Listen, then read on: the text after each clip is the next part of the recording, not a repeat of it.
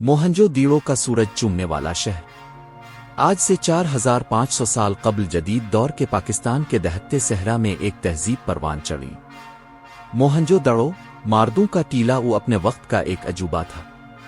وادی سندھ کے لوگوں کے ذریعہ قائم کیا گیا یہ شہر ان کی ذہانت اور کاریگری کا منہ بولتا ثبوت تھا۔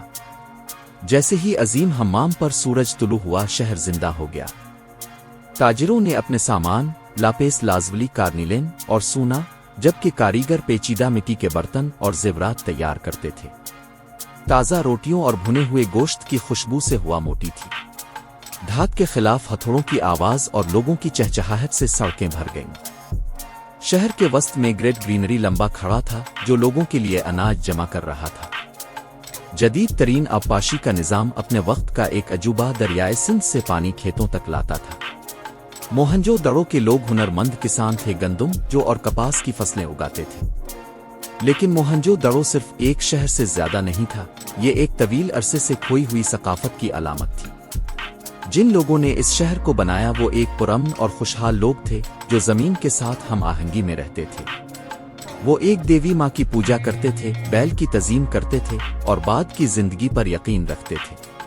جیسے جیسے صدیاں گزر گئیں یہ شہر اجڑ گیا، صحرا کی ریت کے رحم و کرم پر چھوڑ دیا گیا۔ ایک زمانے کی طاقتور عمارتیں گر گئیں اور گلیوں کو ٹیلوں سے دوبارہ حاصل کر لیا گیا۔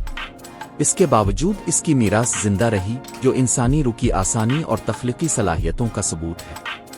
آج موہنجو دیڑو ایک خوفناک حد تک خوبصورت کھنڈر کے طور پر کھڑا ہے، ایک تہذیب کی یاد دہانی جو کبھی وادی سندھ میں پروان چڑھی تھی۔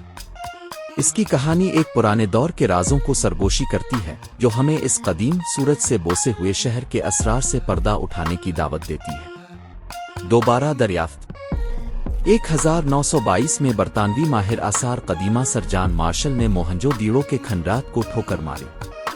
جب اس نے اس جگہ کی کھدائی کی تو اس نے ایک نفیس تہذیب کی باقیات کو بے نقاب کیا۔ دنیا اس دریافت سے حیران رہ گئی اور موہنجو دیڑو قدیم ثقافت کی ایک نمایاں علامت بن گیا۔